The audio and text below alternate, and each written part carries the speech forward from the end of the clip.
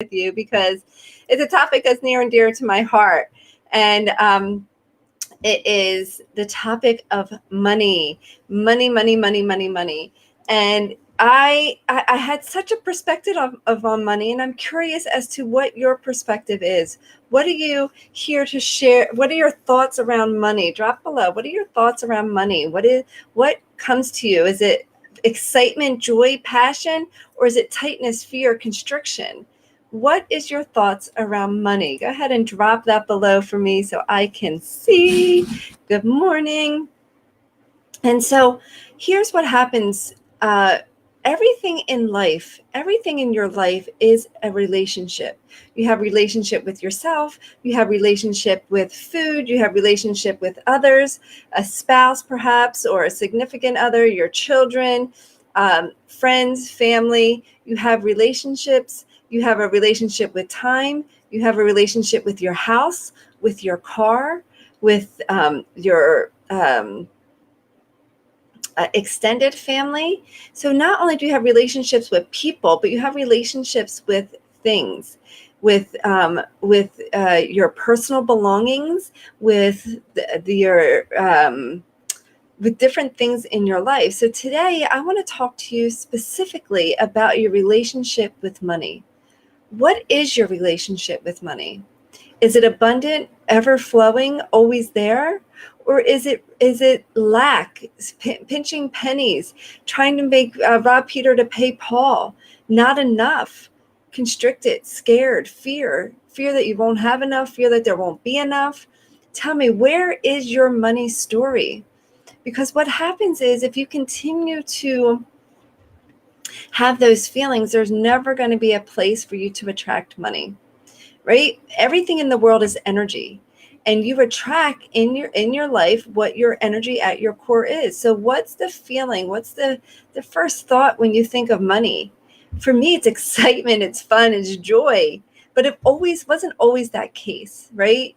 I remember growing up, I filed bankruptcy in my early 20s. I didn't have any income. I didn't know where I was going to live in my early 20s. I was home with my parents, but I wanted to be out on my own, but I had no income.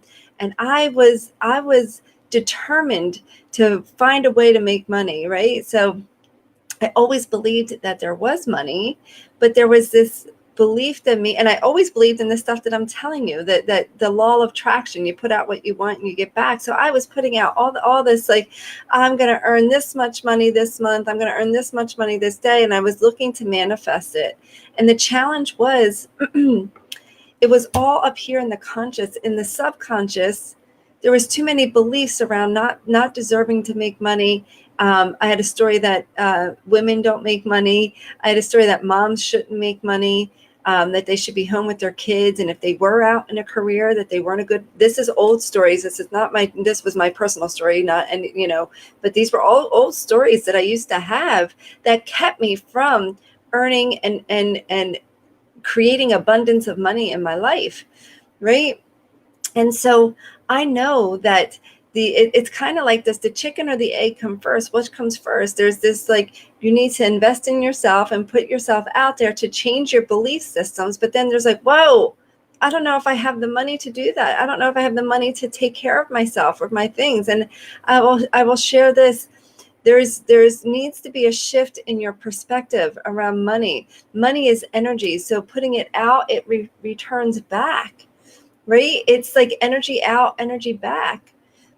And so understanding that concept that, if you're putting out energy in a sense of fear, then that energy is going to come back to you.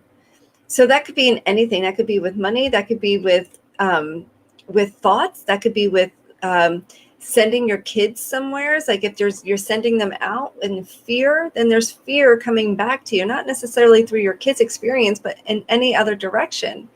So learning to shift your thoughts, and it reminds me of a story, of when I first wanted to invest in myself. My first time ever investing in myself outside of college was a big investment. And, I was scared, and I honestly had my husband supporting me. I was a stay-at-home mom. He made the decision based on what I wanted, and we worked together to come to this decision. But he was the one that uh, was paying for it, in the sense that he was the worker, right? Like he was the one that was bringing in the income at that time. And I invested in myself, and it was the first time ever I invested in myself, and it was the biggest gift I could have given to myself. It changed the way I thought about the world. It changed the way I thought about my kids, my family, my life. And it was one of the scariest things I've ever did. But I wasn't done after that course, and I wanted more, and I wanted to not only impact my life, but I wanted to impact others. And so I was looking to invest in myself again. And my husband said, I'm done. We can't afford, our household cannot put any more money somewhere else. And if you want to invest in yourself, you have to do it yourself.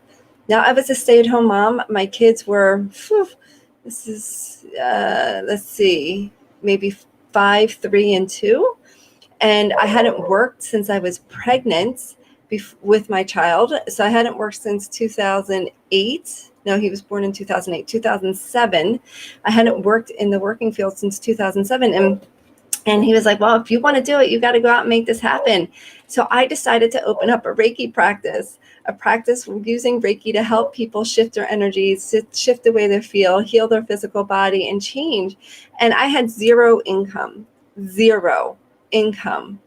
And I decided to take a leap of faith, knowing that when you really want something, you can make something shift for yourself. And you can make things happen when you decide. And it's that perspective. That's the perspective you need to take on. What can you shift in your mindset from lack or fear, right? See, I didn't make that decision based on, oh my God, I don't know how I'm going to pay this.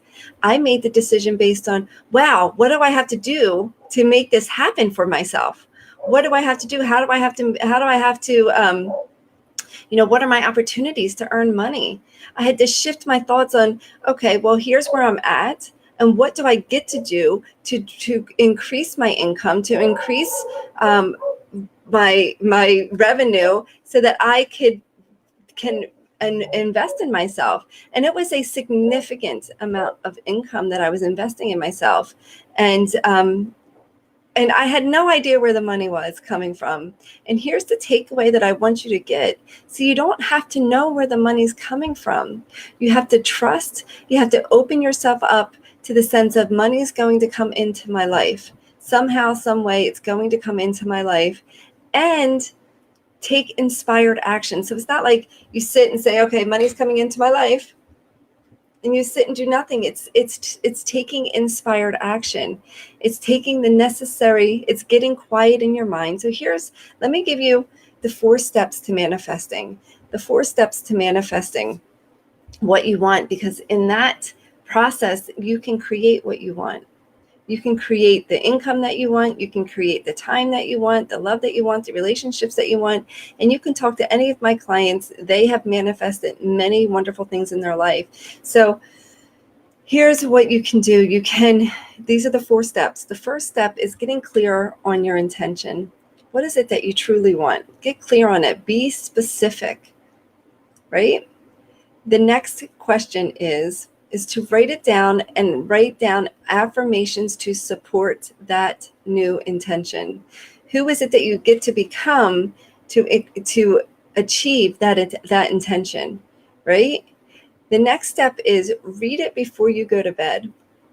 Read your intention and your affirmations before you go to bed, and then wake up in the morning. When you first, upon awakening, in the first 2 to 3 minutes that you wake up, ask yourself, what are the 3 steps that you get to take to achieve that goal or desire, right? And if that's it, and then you take the action. Those are your inspired actions. And I've run a 30-day class on this, a 30-day course on manifesting. And if you want the course, go ahead, you can reach out. But here's what I feel is important, is that you learn how to tune in. We learn that, we release emotions, and now you get to manifest what you want. Make decisions based on desire, abundance, knowing versus fear, scarcity, and lack.